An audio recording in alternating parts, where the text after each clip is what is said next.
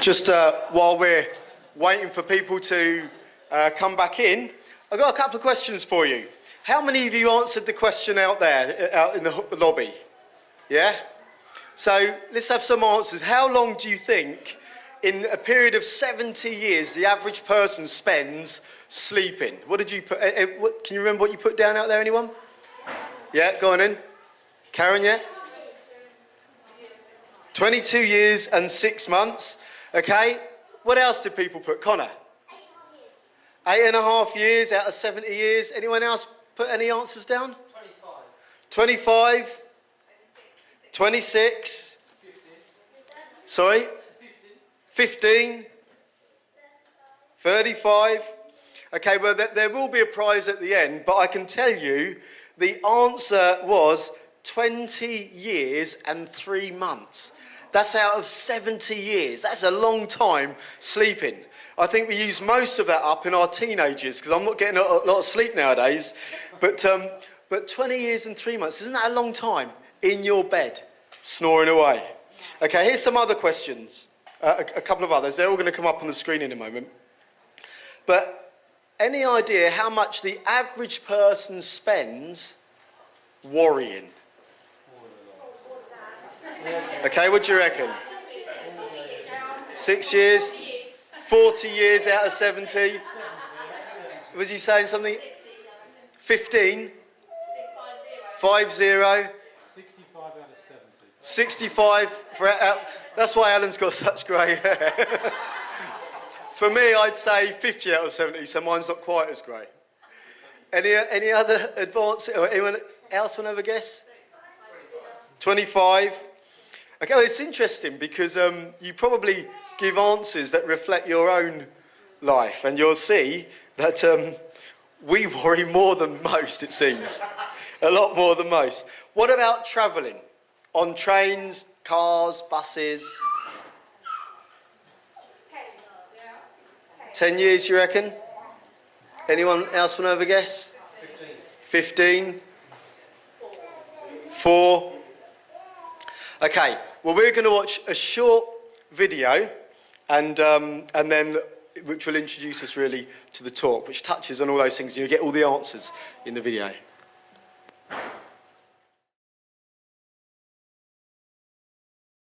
Time. I don't know, when you think of that, we spend most of our life in maintenance or working for something in the future. Most of the time. If you think about your life right now, what are you hoping for? Probably something in the future. There's something that you're perhaps working towards, perhaps hopes about for your children or career or work, getting a job, a new sofa or three-piece suite or whatever it might be. All of us, most of the time, are spending our time in the present in maintenance, doing the things we just have to do to live, or working for something in the future. And if you think about that, that means our life is spent not really living in the moment and not enjoying what we exist for.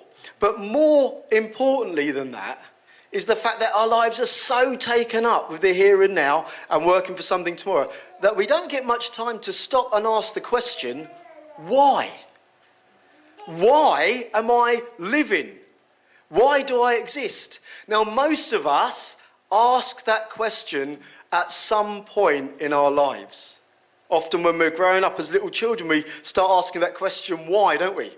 And if you're a parent, you'll have had your children asking you, why? And when you answer their question, you know what the next word's going to be. But why? And why? And on it goes, doesn't it? And the thing is, we might think that they're silly for asking that, but actually they're onto something. There's got to be an ultimate reason why. And we rarely think seriously about that question. The big questions of life. Why am I here? Why do I exist? Is there a real point or a purpose to life? Where is my life going? Now, a lot of people nowadays, who I've spoken to anyway, would say this, that life isn't about where we're going to, it's about the journey. Have you ever heard people say that? We want to enjoy the journey of life. And, we don't know how long we're going to get. This is it. So as we go through life, the main aim is to have as good a life as possible in the here and now. And we fill our lives with things thinking that we're just on a journey that's not particularly going to any destination. Well, do you know what? I have got a journey planned, okay?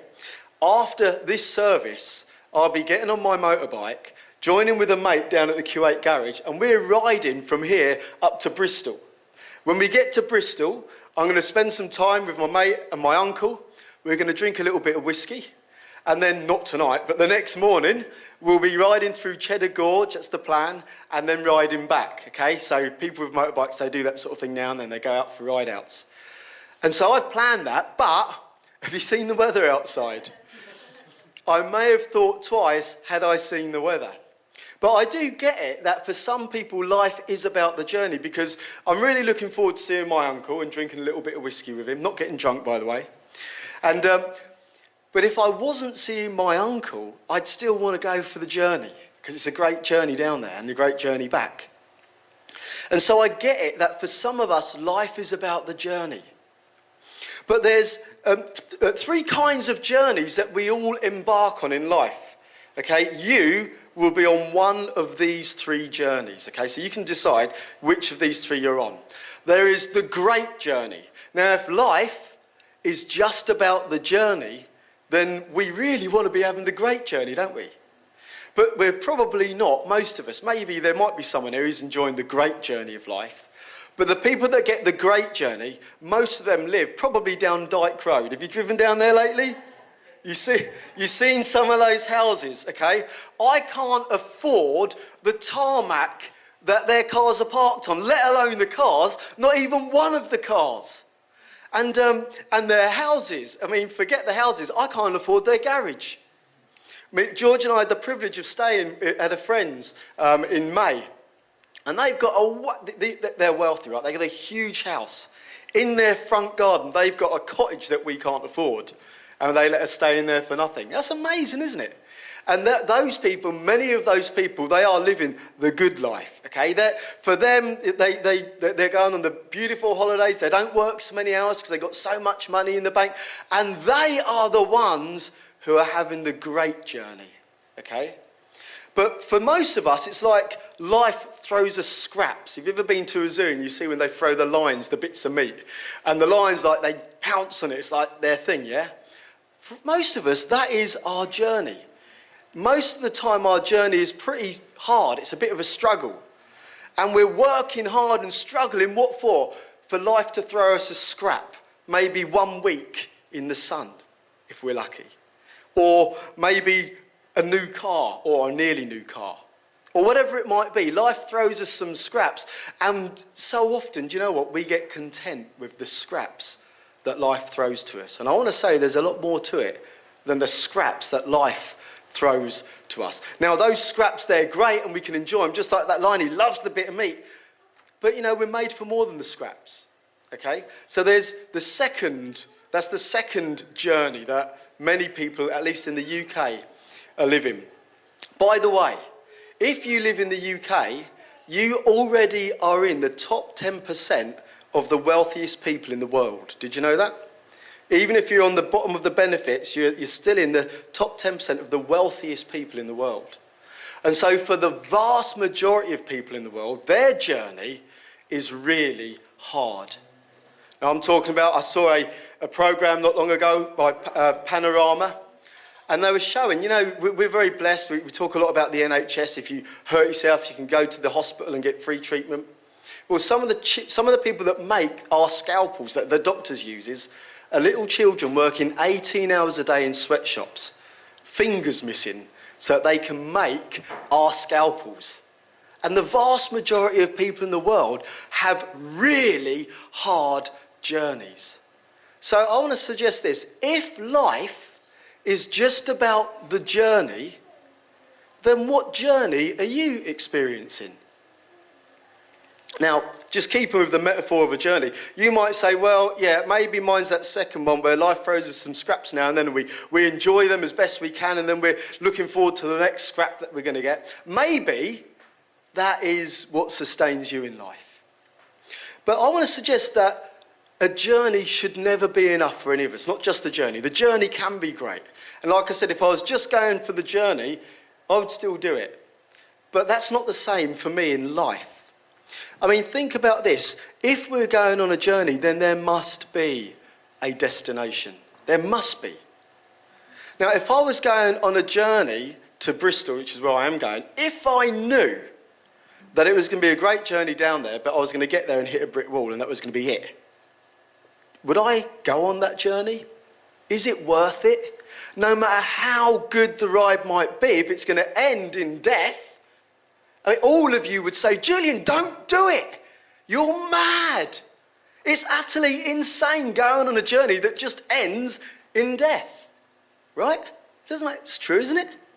And so isn't that true for life? If life is a journey, let me ask you this question. Where is your life heading? Where's it going? My guess is you're so busy in life, so caught up with the here and now, that you never really stop and think carefully about it. Well, I want to encourage you to do that. There are two verses that I want to read to you from the Bible. The first is from the book of Acts.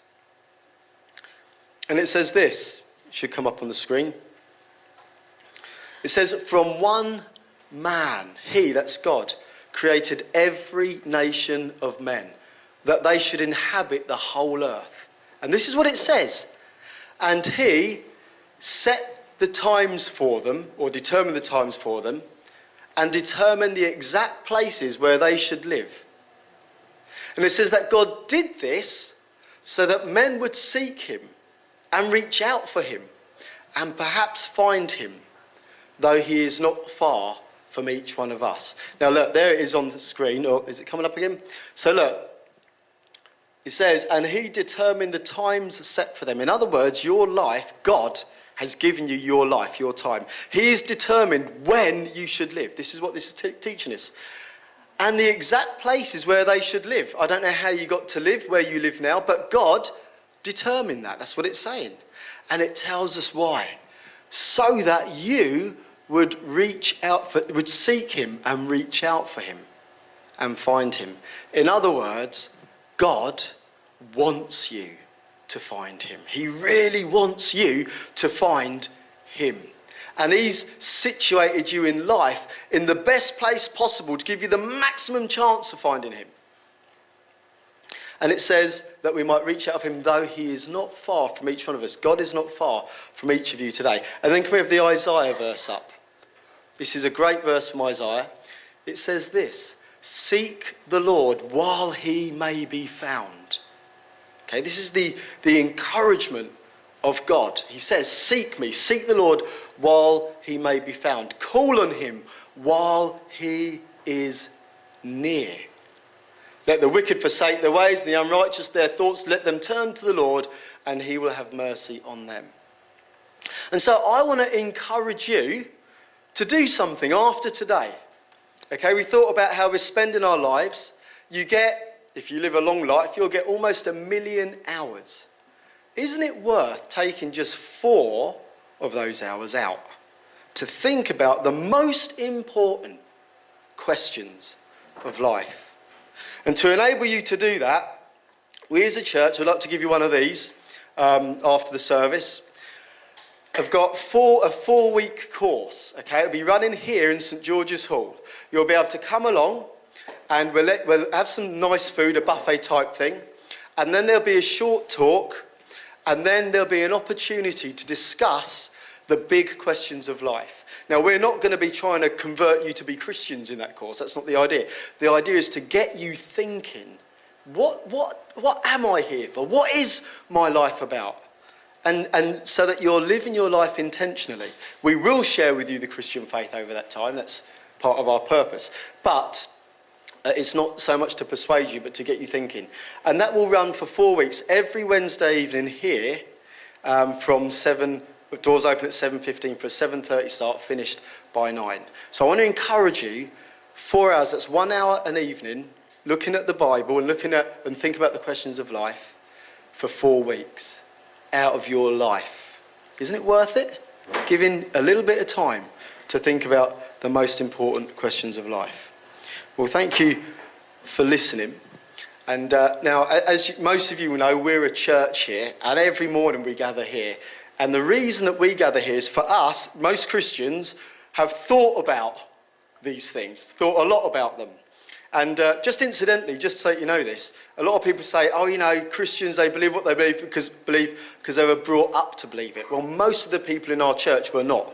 They come from backgrounds that had nothing to do with God, and then came to find the Lord Jesus. And so that's our story. And so one of the purposes for us gathering week on week is to worship God. And we're going to just spend a few moments doing that now. If you're not a believer, if you're not a Christian, then feel free. You're welcome to join in with us singing. And we're just going to sing one song, that's all. Or if you'd rather, just sit down and observe and perhaps think about the words of the songs that we're singing, or the song that we're singing. So you're very welcome to join in or to just observe. Let's just pray, and then we're going to sing.